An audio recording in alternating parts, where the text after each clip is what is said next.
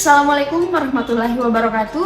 Halo semuanya, perkenalkan saya Silva Ramadana, mahasiswi Universitas Negeri Makassar, Fakultas Ilmu Pendidikan, Program Studi Teknologi Pendidikan. Di sini saya akan menjelaskan materi tentang hakikat pertumbuhan dan perkembangan, serta tugas-tugas perkembangan peserta didik. Simak baik-baik ya. Nah, yang pertama kita membahas tentang hakikat pertumbuhan dan perkembangan. Definisi pertumbuhan merujuk pada peningkatan ukuran, massa atau jumlah sel atau struktur tubuh secara keseluruhan. Pertumbuhan juga melibatkan proses pembelahan sel, peningkatan jumlah sel, dan peningkatan volume sel. Sedangkan definisi perkembangan adalah proses kompleks perubahan yang meliputi pertumbuhan fisik, diferensiasi sel, dan pematangan fungsi organisme.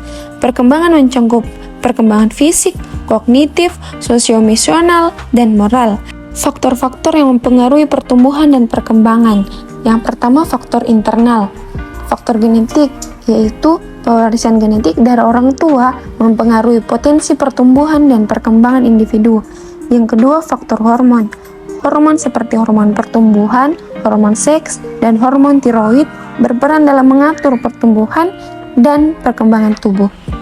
Yang kedua, faktor eksternal. 1. Nutrisi. Asupan nutrisi yang mencukupi termasuk protein, vitamin, mineral, dan zat-zat lainnya penting untuk pertumbuhan dan perkembangan yang optimal.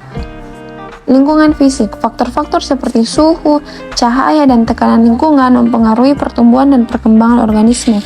Lingkungan sosial. Interaksi dengan orang lain, pengasuhan, dan rangsangan sosial memainkan peran penting dalam perkembangan kognitif dan sosio-emosional. Tahapan pertumbuhan dan perkembangan manusia. Yang pertama, pertumbuhan dan perkembangan fisik yang meliputi tahap prenatal, tahap bayi, tahap anak-anak, tahap remaja, dan tahap dewasa. Selanjutnya, pertumbuhan dan perkembangan kognitif yang meliputi tahap sensori motor, tahap praoperasional, tahap operasional konkret, dan tahap operasional formal. Yang ketiga, pertumbuhan dan perkembangan sosio-emosional yang meliputi tahap perkembangan emosi awal, tahap perkembangan sosial awal, dan tahap perkembangan remaja.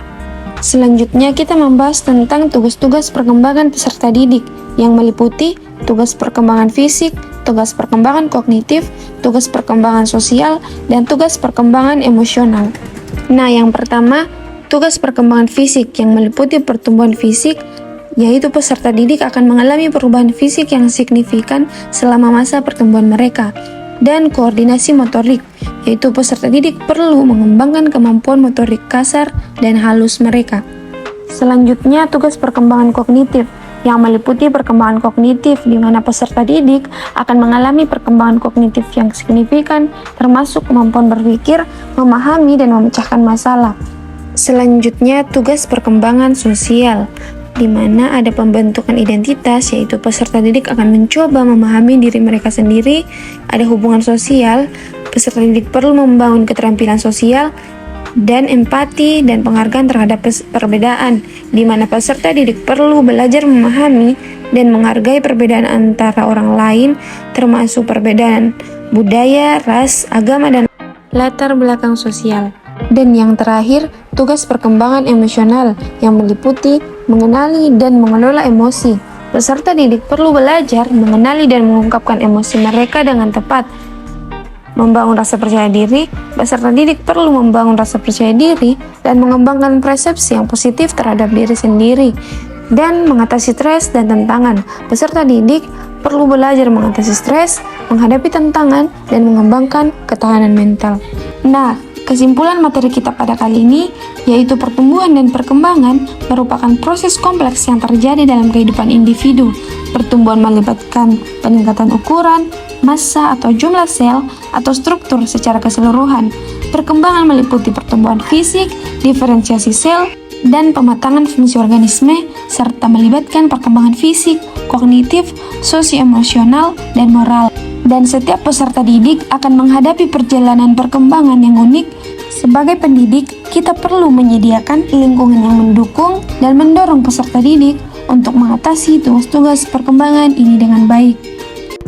Nah, itulah tadi penjelasan dari saya. Kurang dan lebihnya mohon dimaafkan. Jangan lupa like, comment, and subscribe. Dadah!